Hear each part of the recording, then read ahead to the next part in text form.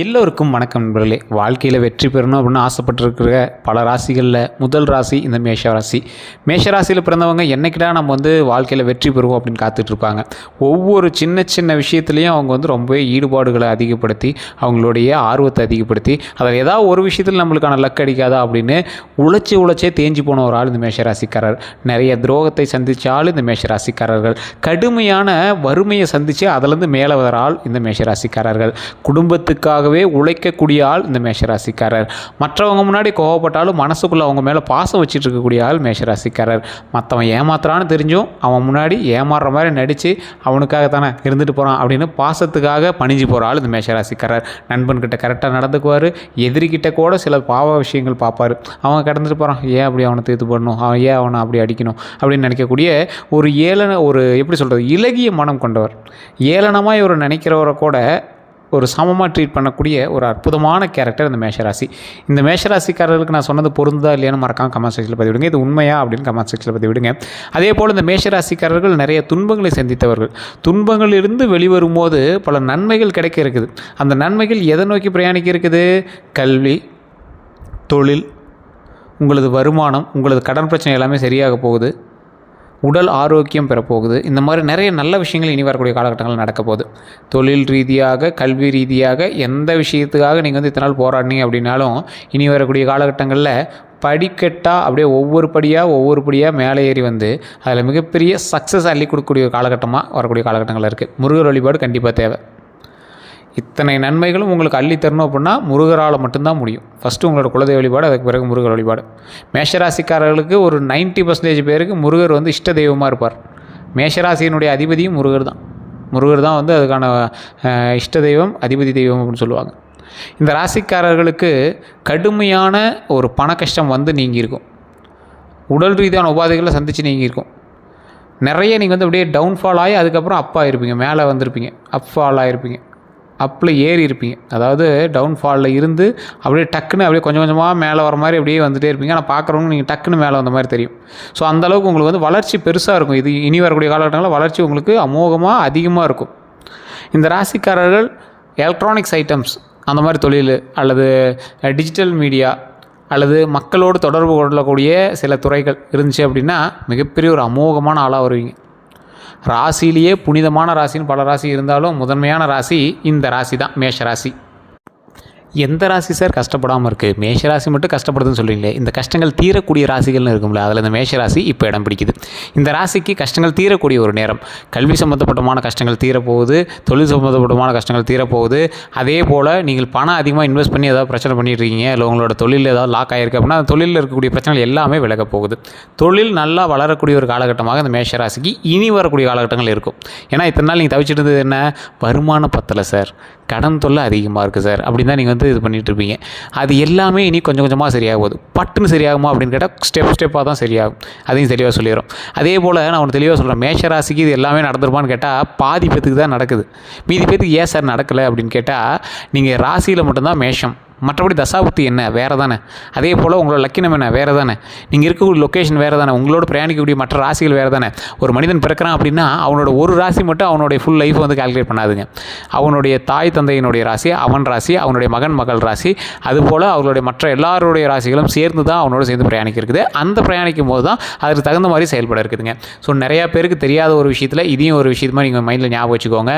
தொழில் சம்மந்தப்பட்ட, கல்வி சம்மந்தப்பட்ட இந்த விஷயங்களில் எந்த அளவுக்கு நீங்கள் ஒரு முன்னெச்சரிக்கையோடு நீங்கள் செயல்படுறீங்களோ அந்த அளவுக்கு இந்த காலகட்டம் உங்களுக்கு உறுதுணையாக அமையும். கிரக பயிற்சி உங்களுக்கு எந்த அளவுக்கு இருக்குது அப்படின்னு உங்களோட தனிப்பட்ட ஜோதிடம் பார்த்து தான் தெரிஞ்சுக்கணும். லோக்கலில் கூட நீங்கள் கொடுத்து உங்களுடைய கட்டமைப்பு எப்படி இருக்குது, கிரக அமைப்பு எப்படி இருக்குன்னு பாருங்கள். அது இல்லை சார் லோக்கலில் ஒன்றும் சரியாக எனக்கு பார்த்து சொல்ல மாட்டேங்கிறாங்க, சாட்டிஸ்ஃபையாக இல்லை அப்படின்னு நான் மட்டும் கீழே டிஸ்கிரிப்ஷன் நம்பர் கொடுக்குறேன். அந்த நம்பருக்கு ஃபோன் பண்ணி நீங்கள் பேசி தெரிஞ்சிக்கலாம். மேஷராசிக்கு ஒரு 12 வருடங்களாகவே பெருசாக இன்னும் அவுட்புட் கிடைக்கலைங்க சார். நிறைய பேருக்கு உண்மையை சொல்லணும்னா அது ஒவ்வொருத்தருக்கும் கிடைச்சிருக்கலாம். அது 100ல் ஒரு 5% பேத்துக்கு பரவாயில்ல சார், நீங்கள் சொல்கிறலாம் ஒன்றும் இல்லை, ஹை லெவலில் வாழ்ந்துருக்குறோம் அப்படிலாம் நீங்கள் சொல்லுவீங்க. நிறைய பேருக்கு இன்னும் நம்ம கஷ்டத்தில் தான் இருக்கும். அந்த கஷ்டத்தில் தான் வெளியே வரணும். மற்றவர்கள் முன்னாடி உழைச்சி காட்டணும், மற்றவங்க முன்னாடி வாழ்ந்து காட்டணும், மற்றவங்க முன்னாடி நிறைய வருமானத்தோடு நம்ம வாழ்ந்து காட்டணும் அப்படிங்கிற இயக்கத்தோடய நம்ம என்ன இருக்கும். அது கண்டிப்பாக நடக்கும்.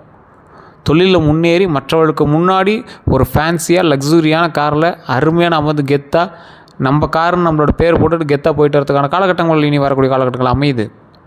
அதே போல் நிறையா கோயில் ட்ரிப்பு யாத்திரைகள் போயிட்டு வரக்கூடிய காலகட்டம், நல்ல முன்னேற்றமான ஒரு காலகட்டமாக இந்த காலகட்டம் அமையுது. பொறுமையாக நிதானமாக எதை பண்ணாலும் பண்ணுங்கள், அதில் மட்டும் கொஞ்சம் கவனத்தை செலுத்துங்க. அந்த பொறுமை எந்த அளவுக்கு இருக்கணும் அப்படின்னா, நீங்கள் எந்த அளவுக்கு நீங்கள் வந்து ஸ்டெப் எடுக்க ஆரம்பிக்கிறீங்களோ அந்த அளவுக்கு வந்து உங்களுக்கு இனி வரக்கூடிய காலகட்டங்கள் வெற்றிக்கான காலகட்டங்களாக அமையுது. இந்த ஸ்டெப் எடுக்கிறீங்கல்ல, இந்த ஸ்டெப் எடுக்கும்போது சின்ன சின்ன உங்களுக்கு தடங்கல்கள் அந்த மாதிரிலாம் இருக்குல்ல, அந்த தடங்கல்கள் எல்லாமே இறைவனால் உங்களுக்கு சரி செய்யப்படும். விதியின்பால் சின்ன சின்ன தடங்கள் வந்து தான் சரியாகும். அது வேறு வழியே இல்லை. நீங்கள் என்ன பரிகாரம் பண்ணாலும் என்ன பண்ணாலும் வந்து தான் சரியாகும். ஆனால் அது உங்களுக்கு பெரிய இடைஞ்சலை தராது. என்ன சார் இப்படி இருக்குது, அது எப்போ சார் சரியாகும்? சரியாயிரும், அவ்வளோதான். அப்படி தான் இருக்கும். ஸோ அதனால் நீங்கள் வந்து ரொம்ப மனசையும் அலட்டிக்க தேவையில்ல, அதனால் நீங்கள் வந்து உடஞ்சி உட்கார தேவையில்ல. அதே போல் 3வது நபர்கிட்ட நீங்கள் ரொம்ப எச்சரிக்கையாக இருக்கணும். இதெல்லாம் நீங்கள் வந்து நோட் பண்ணிக்க வேண்டிய பாயிண்ட். 3வது நபர் உங்களது ஃபேமிலியோட மெம்பராக இருக்கலாம், அல்லது கணவன் மனைவி இல்லாத ஏதாவது ஒரு நபராக இருக்கலாம், அல்லது தொழிலில் உங்களுக்கு சம்மந்தமே இல்லாத இன்னொரு ஆளாக இருக்கலாம். இந்த மாதிரி 3வது நபர் கேட்டகரியில் இருக்கக்கூடிய ஒரு ஆளால் உங்களுக்கு சின்ன சின்ன அப்படியே ஒரு டென்ஷன் ஆகிறதுக்கான வாய்ப்புகள் இருக்குது. அவங்கக்கிட்ட நீங்கள் கொஞ்சம் எச்சரிக்கையாகவும் நிதானமாகவும் இருக்கணும். அதே போல் இந்த ராசிக்காரர்களுக்கு ஒரு வினோதமான ஒரு விஷயம் இருக்குது. லாட்ரி டிக்கெட் மாதிரி ஒரு லக்கு ஒன்று அடிக்கிறதுக்கான காலகட்டம் இருக்குது. அந்த லாட்ரி டிக்கெட் மாதிரி லக் அடிக்கக்கூடிய காலகட்டத்தில் நீங்கள் என்ன பண்ணணும், வருமானத்துக்காக நீங்கள் எந்த அளவுக்கு வந்து நீங்கள் முன்னேறி வரீங்களோ, வருமானம் எந்த அளவுக்கு உங்களுக்கு வருதோ அதில் ஒரு பர்சன்டேஜ் இல்லை 1/2% எடுத்து அதில் அன்னதானம் அப்படின்னு நீங்கள் வந்து ஒரு விஷயத்தை பண்ணுங்கள். அதாவது உங்களுக்கு லக் அடிக்கிறதுக்கான பாயிண்ட் ஒரு 1% இருக்குதுங்க. அதாவது லக்கு 100ல் ஒருத்தனுக்கு லக் அடிக்கிறது. அந்த லக் வந்து எந்த மாதிரி இருக்கும் அப்படின்னா, நீங்கள் எதிர்பாராத வருமானமாக இருக்கும், அல்லது நீங்கள் எதிர்பாராத இடத்துல திருமணம் பண்ணுவீங்க, நீங்கள் விரும்பிய பெண்ணை திருமணம் செய்யக்கூடிய ஒரு தருணமாக இருக்கும், நீங்கள் எதிர்பார்த்தபடி குழந்தை பிறக்கக்கூடிய ஒரு தருணமாக இருக்கும். இந்த மாதிரி ஒரு லக்கு அது வந்து நல்லா சூப்பர் கடவுளாக கொடுக்குது, நல்லது நீண்ட ஆயுள், உடல் ஆரோக்கியம், அந்த மாதிரி ஒரு நல்ல ஒரு அற்புதமான காலகட்டமாக கொடுக்குது கடவுள். ஸோ அதனால் நீங்கள் என்ன பண்ணணும், பொறுமையாக நிதானமாக இறை வழிபாடு பண்ணணும். உங்களுடைய வருமானத்துலேருந்து ஒரு குறிப்பிட்ட அளவு எடுத்து நீங்கள் அன்னதானம் பண்ணணும். சார் வருமானம் நீங்கள் கோடிக்கணக்கில் கூட நீங்கள் சம்பாதிக்கலாம். ஒரு 5000 இல்லை 1000 இல்லை 500 ஒரு தயிர் சாதமோ புளி சாதமோ செஞ்சு அங்கே உங்கள் கூட இருக்கிறவங்களோ இல்லை அந்த கோவிலில் வெளியே இருக்கிறவங்களோ முடியாதவங்களோ அவங்களுக்கு சாப்பிட போட்டிங்க அப்படின்னா அதுதான் சார் அன்னதானம். நீங்கள் பெருசாக பண்ணணும்லாம் பெருசாலாம் சொல்ல, ஒரே ஒரு கேரியர், ஒரு டீப்பனி, அந்த டீப்பனியில் ஒரு 10 பேர் சாப்பிட்ற அளவுக்கு சாப்பாடு, புளி சாதமோ தயிர் சாதமோ லெமன் சாதமோ அதை செஞ்சு அதிலேருந்து சாப்பாடை போடுங்க ஒரு 10 பேர்த்துக்கு. அது எந்த அளவுக்கு உங்களுக்கு வந்து அவுட்புட்டாக எவ்வளோ நல்லதாக கிடைக்குது அப்படின்னு இனி வரக்கூடிய காலகட்டங்களை பார்த்து தெரிஞ்சுக்குவீங்க. அதே போல் இந்த ராசிக்காரர்கள் குலதெய்வ வழிபாடு கண்டிப்பாக பண்ணியாகணும். குலதெய்வ வழிபாடு பண்ணாத மேஷ ராசிக்காரர்களுக்கு எப்போவுமே வச்சு செஞ்சுக்கிட்டே இருக்கும். ஸோ குலதெய்வ வழிபாடு நீங்கள் அமெரிக்காவில் இருக்குது சார், டெல்லியில் இருக்குது சார், கனடாவில் இருக்குது சார், லண்டனில் இருக்குது சார், நிறைய பேர் தான் சொல்கிறீங்க சார் குலதெய்வ வழிபாடுனா இடத்துக்கே போய் பண்ணுங்கிறது உங்களால் முடிஞ்ச அன்றைக்கி போய் பண்ணுங்கள். மற்ற நேரங்களில் ஒரு இடத்துல அமைதியாக உட்காந்து உங்களோட குலதெய்வத்தை நினச்சி நீங்கள் வழிபடுங்க. ஆற்றல் உங்களோட கரெக்டாக அதுக்கான வேலையை செய்ய ஆரம்பிக்கும். கோயிலுக்கு போய் பண்ணுற இடத்துல 100% கிடைக்குது அப்படின்னா நீங்கள் உங்களோட மனதார செய்கிற இடத்துல ஒரு 98% கண்டிப்பாக கிடைக்கும். மனசு அதோட பெரிய ஆலயம் எங்கே இருக்குது? உங்களுடைய குலதெய்வ இடம் வந்து வைப்ரேஷனை கொடுக்கும், சார்ஜஸ் கொடுக்கும்.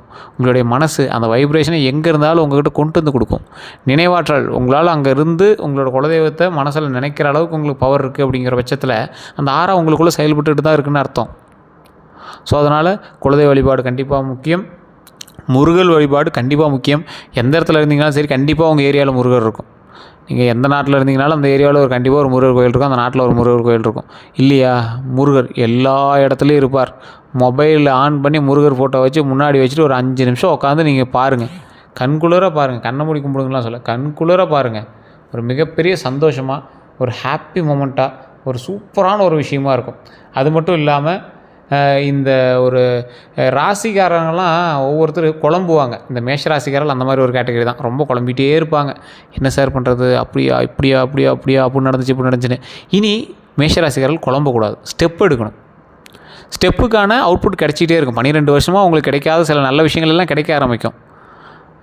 நீங்கள் வீடு வந்து பெருசாக அமைப்பீங்க, ஆல்ட்ரேஷன்ஸ் எல்லாம் பண்ணுவீங்க, வீட்டில் வந்து பெரிய விஷயங்களை பண்ணுவீங்க, வண்டி வாகனங்கள் வாங்கி, குழந்தை பேர் உண்டாகும், நிலப்பலங்கள் மூலமாக லாபம் உண்டு, நிலப்பலங்கள் கரையம் பண்ணக்கூடிய ஒரு காலகட்டம், நிலத்தில் நிறைய வருமானம் இருக்கக்கூடிய ஒரு காலகட்டம், இந்த மாதிரி நிறைய விஷயங்கள் வந்து நடக்கும்.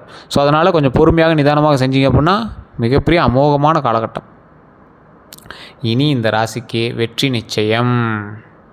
இந்த வெற்றியை நீங்கள் தக்க வச்சுக்கணும் அப்படின்னா குலதெய்வ வழிபாடு, முருகர் வழிபாடு முக்கியம். அதில் அன்னதானம் ஒரு 10 பேருக்கு அன்னதானம் பண்ணிங்க அப்படின்னா இன்னும் ரொம்பவே நல்லது. இதுதான் உங்களுக்கான பரிகாரம். இல்லை சார், என்ன நான் தெளிவாக தெரிஞ்சுக்கணும்.